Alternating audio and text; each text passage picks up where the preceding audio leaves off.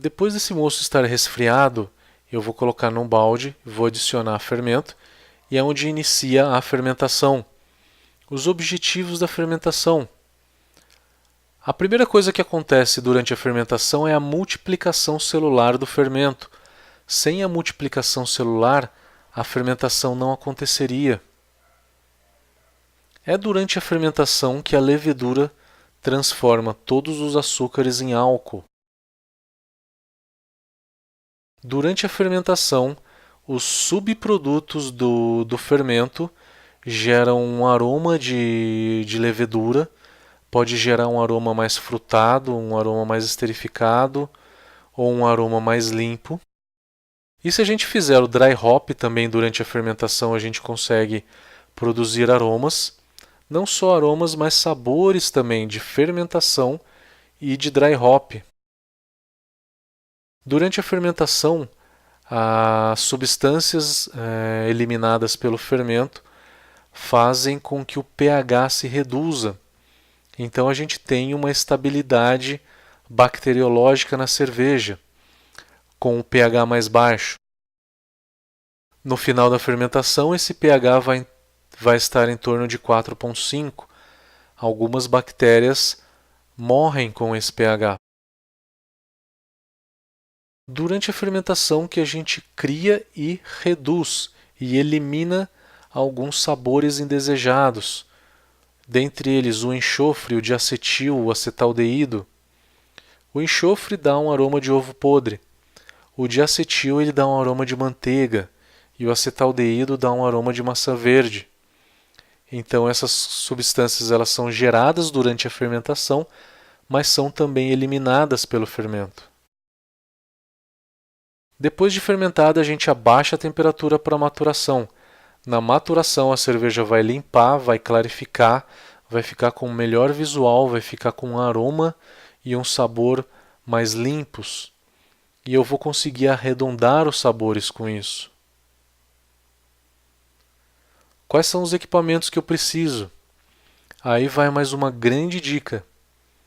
Controlar a temperatura da sua fermentação. Porque a temperaturas ambientes a gente pode fazer cerveja com um aroma e com um sabor muito pesado. A cerveja não vai ter um gosto fresco, vai ter muito álcool superior, que vai ter um aroma e um sabor de álcool, de solvente, que não é legal. Então invista numa geladeira e num controlador de temperatura como esse, que fica instalado direto no termostato da geladeira, e controla o termostato, faz com que o termostato ligue e desligue. A gente precisa de um balde com airlock ou sem airlock, com torneira ou sem torneira. Ou eu posso utilizar também um fermentador cônico. A única função de ele ser cônico é eu poder coletar o fermento de uma forma melhor.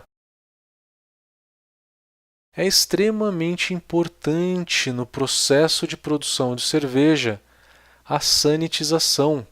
A gente precisa limpar e eliminar todos os micro-organismos que existem nos instrumentos que a gente vai utilizar para fazer a cerveja. A gente pode dividir os equipamentos que a gente utiliza para fazer a nossa braçagem em dois grupos. Os que vão ao fogo, os que estão em contato com a cerveja quente e os que estão em contato com o mosto frio. Depois do mosto resfriado, ele fica muito mais suscetível a qualquer contaminação, porque o fogo, claro, que ele elimina e ele mata todos os contaminantes. Então tudo que vai em contato com o mosto quente, panela de mosturação, panela de clarificação, a pá cervejeira, panela de fervura e todos os outros equipamentos, a gente pode fazer uma limpeza muito mais leve, uma limpeza muito mais simples. A gente pode limpar com uma buchinha ou apenas um bombril. Eu não preciso fazer uma limpeza com ácido peracético nem com álcool. Então, todo o equipamento que vai em contato com o mosto frio agora é que merece um cuidado especial. a gente precisa de álcool 70. A concentração 70 ela é a melhor, ela é a mais eficiente no combate contra as bactérias. Ou o ácido peracético também. O ácido peracético ele acaba sendo mais eficiente do que o álcool. Ambos, ácido peracético ou álcool, não necessita enxágue.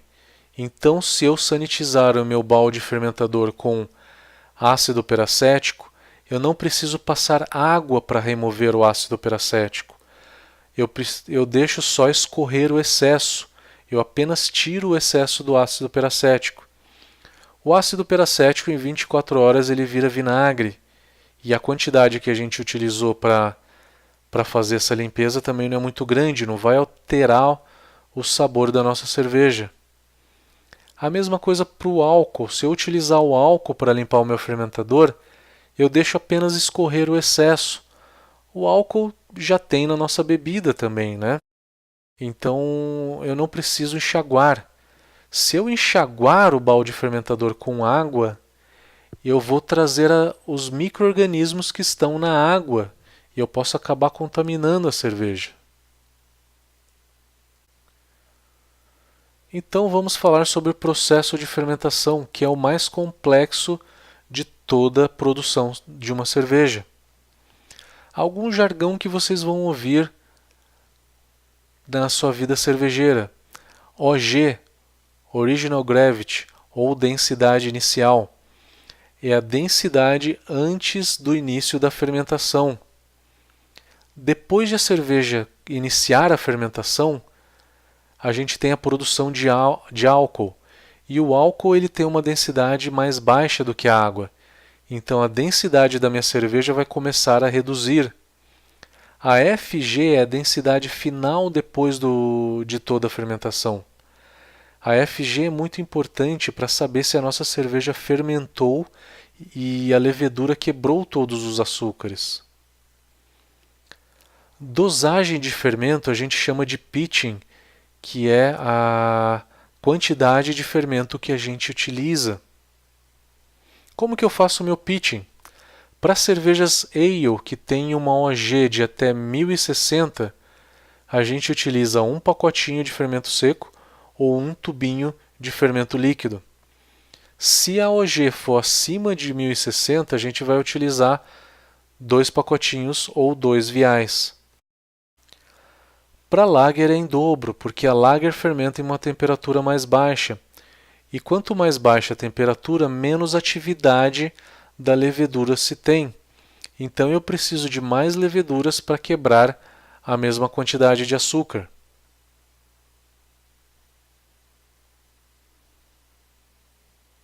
E qual a temperatura, qual que é o tempo de fermentação?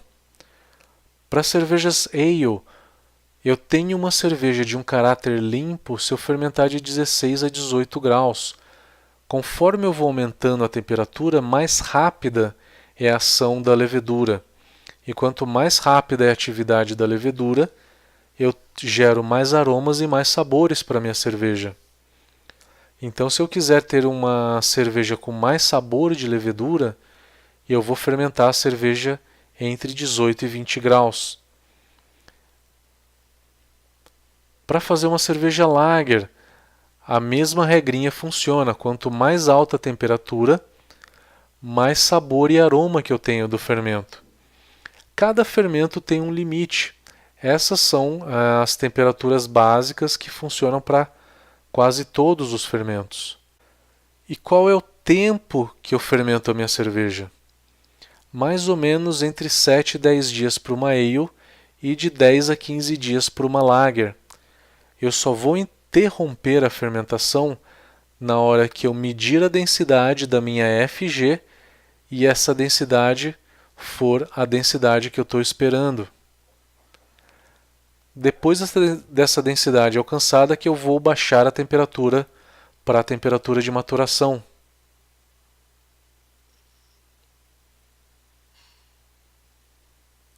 Então, depois de atingida a FG, eu baixo a temperatura para poder começar a maturar. O que acontece durante a maturação?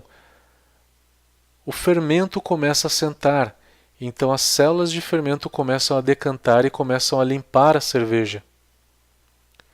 Com isso eu tenho um arredondamento dos sabores. Não só o fermento decanta, mas também outras grandes moléculas de proteínas, polifenóis e lipídios que acabam decantando e acabam deixando a cerveja com um sabor mais limpo. Eu clarifico a cerveja visualmente. Qual a temperatura que eu maturo a cerveja? Entre 0 e 4 graus Celsius. Essa é uma temperatura que favorece a clarificação da cerveja. Por no mínimo de 4 a 5 dias. Só que as cervejas lagers, elas se beneficiam de uma maturação a frio por um tempo maior. Se eu maturar uma Pilsen por 3 semanas, eu vou deixar ela bem melhor do que se eu maturar ela por uma semana. As cervejas ale, em geral, a gente matura por uma semana. E as cervejas lager, 2 semanas já tem um bom resultado. Eu não preciso trocar de recipiente para fazer a minha maturação. Eu posso maturar a cerveja no mesmo balde e em contato com a levedura que está no fundo do balde. Não tem problema nenhum, a levedura não vai morrer, não vai gerar aroma nem sabor indesejado na cerveja.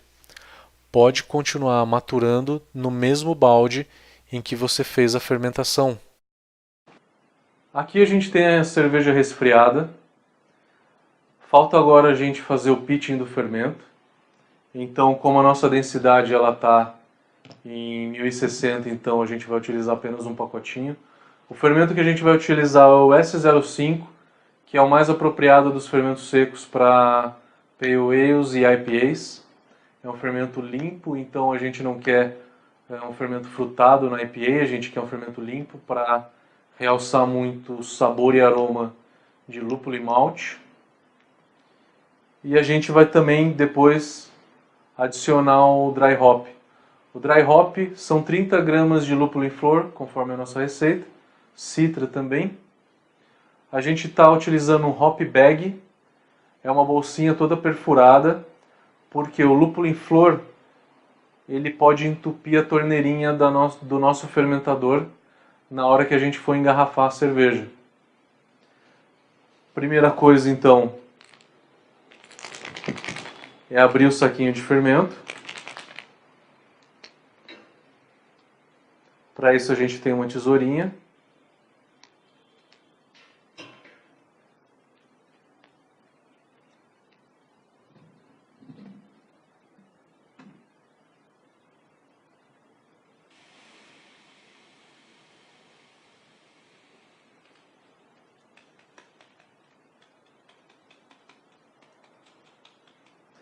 Depois de dosado o fermento, vamos só inserir o saquinho de dry hop. Vamos esperar 7 dias de fermentação, medir a densidade para ver se terminou de fermentar e depois baixar para 1 grau para maturar por 1 grau por mais 7 dias. Depois a gente invasa, depois do invase tem mais 10 a 15 dias para a gente experimentar ela.